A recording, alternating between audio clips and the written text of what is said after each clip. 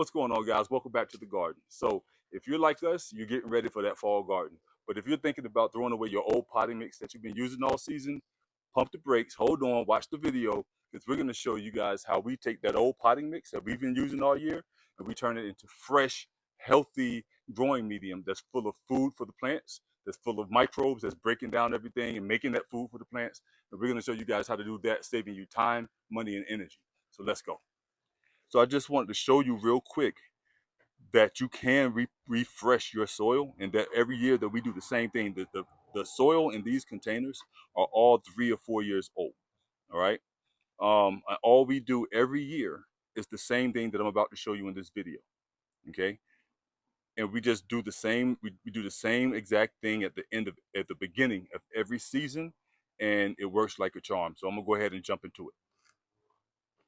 All right, y'all. So the first thing that we're gonna do is we're gonna clear out this bed of any mulch that we got on top.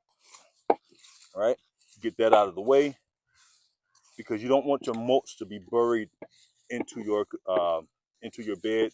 And understand that even though I'm working in a raised bed right now, the same method applies whether you're using um, a container, in ground beds. It doesn't matter, right? It's all the same. It's all the same principle, right? But we're gonna remove our mulch layer or whatever's on top. This bed wasn't heavily mulched. It was kind of threw some stuff on top. This bed really wasn't used a lot this year anyway. We had a few things growing in here. We had onions in here, but after the onions, that was kind of it, as you can see right there. Right, we didn't get them all out, so probably gonna find a lot of them now though. But yeah, we're gonna remove any kind of mulch out of this bed, because these big pieces of wood chips, they will rob the soil of nitrogen if you happen to bury this in the soil and leave it. It's going to start the composting process, and it's going to take the nitrogen from the soil to complete that process, which is going to in turn rob your plants of nitrogen. So you don't want to do that. You want to get as much of that stuff out as you can. I've got some rubber tubing there, and just get that stuff as cleaned up as possible. Once we're done, we can put all this mulch right back into this bed, right? There's nothing wrong with that at all. Okay, so now this stuff is what happens. This next step is one that I've overlooked for years, and I think a lot of gardeners, especially new gardeners, because you just don't know, but even some seasoned gardeners, I believe that sometimes this step gets overlooked. So you see, this soil, as you water, it's loose on top, but the deeper you go, the more compact this soil gets. All right. So what we want to do is we want to break up that compaction in this soil. All right. So that's what we're going to do first. That's going to be our first step. I'm just going to use my pitchfork. I'm not doing anything except putting that in and then leaning back just to break it up. That's it. All right. And this soil may be compacted. It felt compacted to me, which is why I'm going to do this. Right. All you're trying to do is just break up the compaction. That's it. Right. You're not trying to till it. You're not trying to turn it over. You're not trying to flip it. You're just trying to break up or loosen up that soil so that it can continue to get air and water through there, because the microbes that we expect to do all that work, they're just like us. They need food, air, and water, right? But if your soil gets too compacted, it's not going to get that air and that water that is needed, right? So now that that's broken up, I'm gonna just come through now, and I'm gonna put down a bag of manure. Nope, not black cow. this yellow cow, whatever you want to call it, right? But I'm gonna just throw down a bag of manure right in this bed, just like this. Now, some people may be concerned that you can't. According to this bag, right? It says do not plant directly in there. Somewhere, well,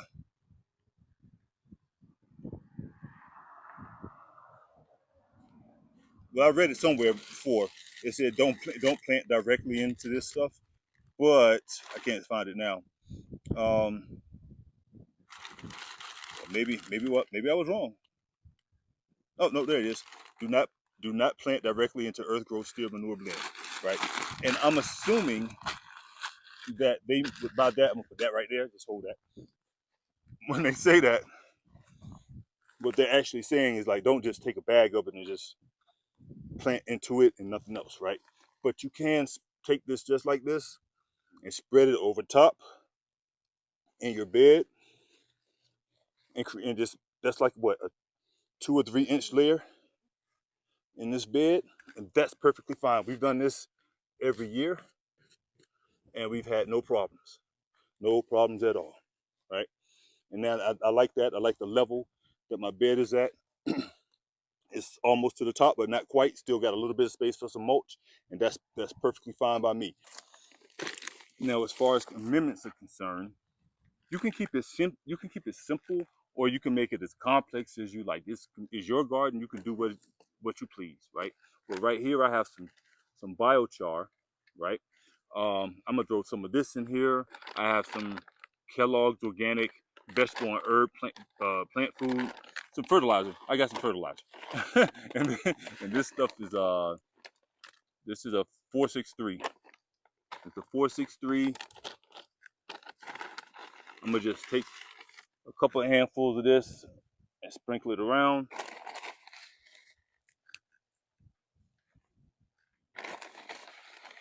Get this bed just loaded as much as I can. One problem that I have is I under fertilize, right? Because I be thinking I'm doing too much. So hopefully that's not going to be the case this time. And on the same token, hopefully I'm not over fertilizing. Before I do that, I'm gonna throw some of this langbonite in there, right?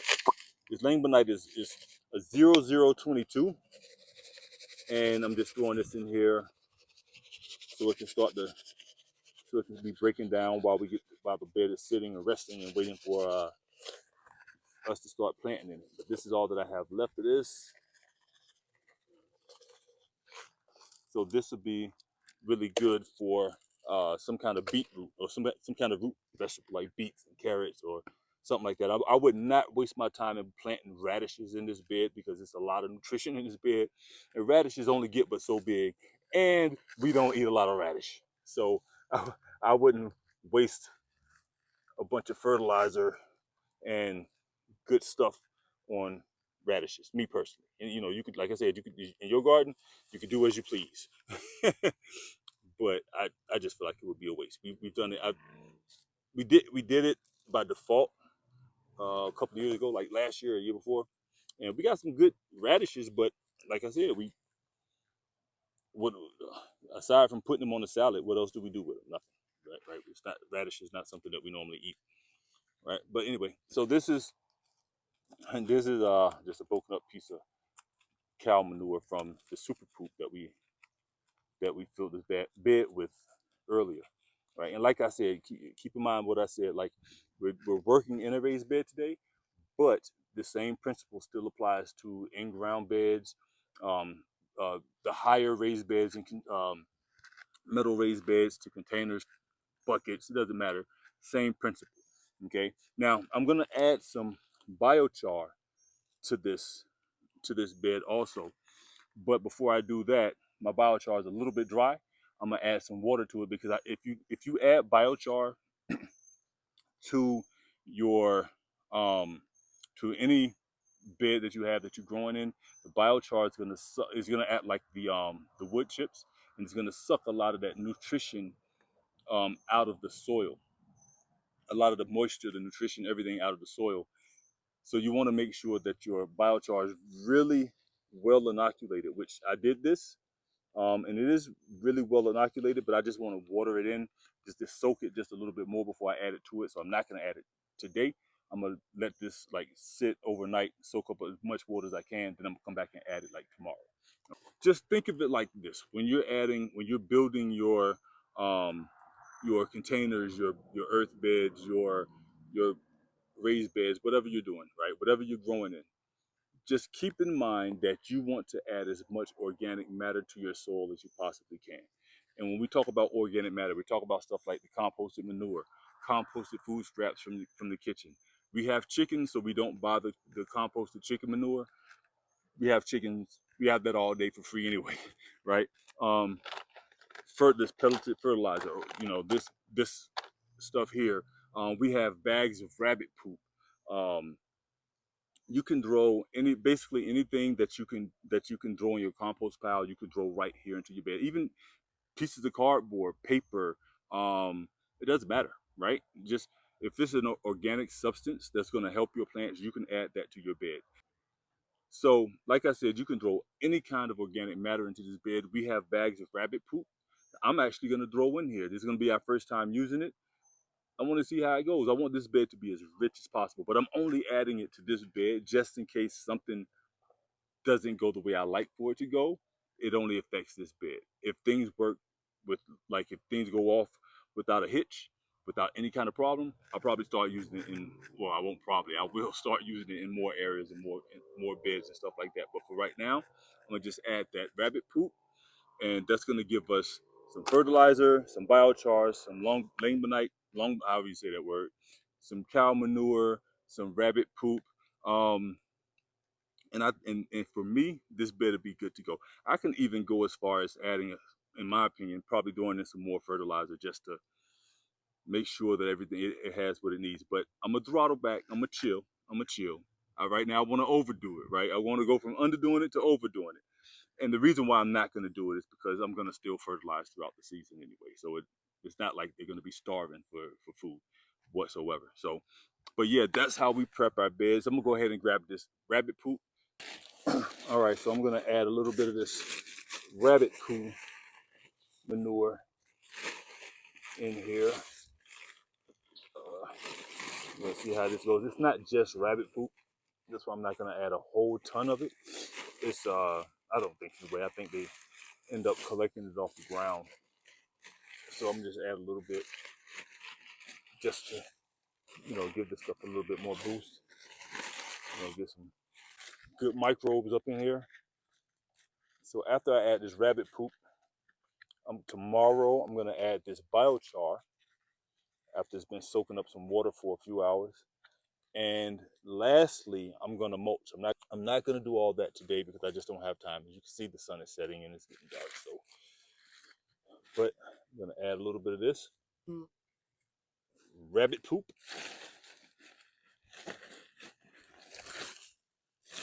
And we're gonna see how everything turns out. You know what I'm saying? Like I said, if you're refreshing your potting mix, y'all, there's no right or wrong way to do it. Well, there is a wrong way, but there's more than one right way to do it, I guess. I guess the wrong way to do it would be not to do it at all. But all you're doing is adding organic matter. No blood meal, bone meal if you have it. Worm castings are great. Biochar, granulated fertilizer, rabbit poop, cow poop, chicken poop, horse manure, um, food scraps. You can even compost and place in the bed. If whatever you have at home, you can use that, right? Um, but like I said, there's more than one right way to do it. It's more of an art than a science. Maybe, maybe it's more science than art. I don't know, but we know how things go, right? So, like I said, lastly, tomorrow I'm gonna add the biochar, and I'm not adding a lot. I'm gonna add maybe a handful and sprinkle it out throughout the bed.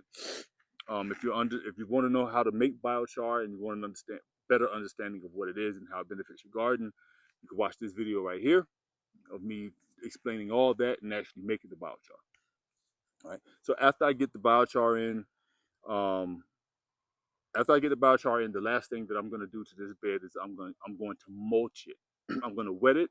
I'm going to wet it in thoroughly, and I'm going to mulch it, and that's it. And it's going to sit like that until we start planting in it, which might be sooner rather than later, right? Because you don't want your soil to sit uncovered. Number one, it's still hot right now, and the sun will bake this soil and kill the microbes at the surface level. We don't want that. And your garden, honestly, no, not don't you start getting comfortable over here. You know what he's trying to do. He tried to make it into a litter box. But you don't want to leave your soil beds uncovered. You want them to stay covered because just like you, if it gets hot outside, it gets cold outside, you want to go in the house. You want that covering, you want that protection, and your microbes in your soil want the same exact thing. So when you mulch everything, it helps to suppress the weeds and it helps to keep those microbes in that soil actually active. So that's it, y'all. Honestly, it is super simple. Is don't overthink it when you are um, refreshing your beds. It's not complicated at all. Just add organic matter. Whatever you have at the house, you don't have to go buy anything if you already have things. There's nothing special about what you do is just add it, add a lot of it, right? But that's how that's how we refresh our beds every year. And every year it's been like we used a little bit different material, ingredients. Like we didn't use this last year, right? We had a granular fertilizer. But once I ran out, I didn't do it. I didn't use it in the rest of the garden, and everything turned out fine. I use biochar. Not all the beds got biochar, so I'm adding the biochar where it wasn't added previously. I don't want a whole bunch in a bed, so um, I have leaf mold that I added last year. I have get out of there.